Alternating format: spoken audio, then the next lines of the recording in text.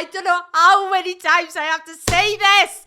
I do not back reform. I do not support reform. Oh my gosh, like how many times? So I've come in this morning and I've been given a letter by one of the leadership of the church that I attend, and I want to address this letter. It was written anonymously, but I'm not going to address it in an unloving manner, right? Because I get the fear of speaking out when you disagree with someone. But I want to address the points that are in this letter. It was quite a lengthy one. So in the video, this person is saying, she tells people to vote correctly. I can't even imagine why she feels she has the authority to say that.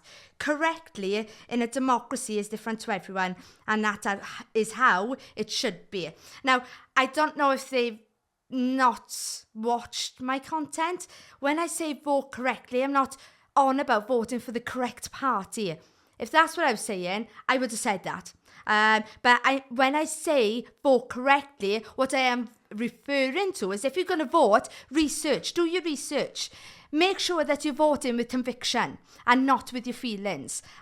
So this is what I mean by voting correctly. So I think you've maybe misconstrued what I've said there. Also, the next point, she speaks negatively about the Welsh language. I have never spoken negatively about the Welsh language. What I have said is that a certain party that are for Wales are pushing that agenda of the Welsh language upon all of Wales, which I don't agree with. However, I love the Welsh language. I think it is beautiful, but I believe it's a tradition. It is a tradition rather than a first language. And so it's not being negative about it. I don't know where you've got that from. Have I spoken negative about the Senedd? Yes, I have. Yes. Yeah, I've spoken negatively about the Senedd. Why? Because I think it's a project that is not producing what it set out to produce. So I'm not backing away from that. I'm not being shy from it. Just as I'm a Christian doesn't mean I can't judge what is working and what is not working. I will do that. Next point, I am not suggesting that she is wrong to back reform. She's perfectly entitled to those opinions. I don't know how many times I have to say this. I do not back reform. I do not support reform. Oh my gosh, like how many times? And I think what people are coming to the conclusion of is that because my opinions align a lot with what is said in reform, they automatically think that I'm a reform plant. I'm not. I'm not funded by anybody, especially reform. I'm not a supporter of reform. I'm not a supporter of Nigel Farage. Can I get any clearer? This is absolutely ridiculous.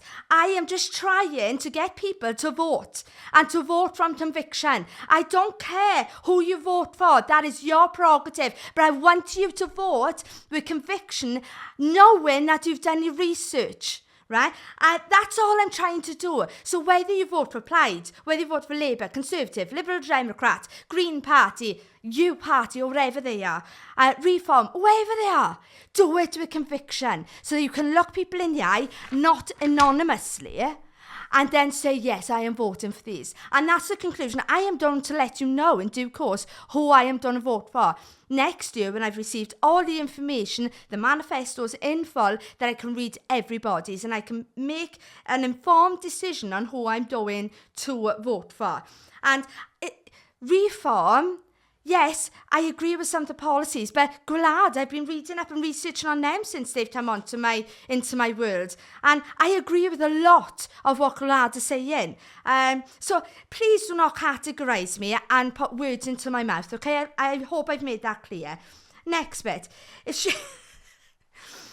is brilliant. If she feels that strongly about reforms policies, then a more honest response would be for her to stand as a reform councillor. Oh my gosh.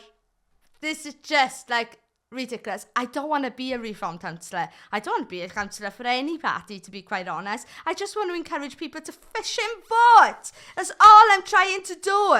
Like, my God, this is ridiculous.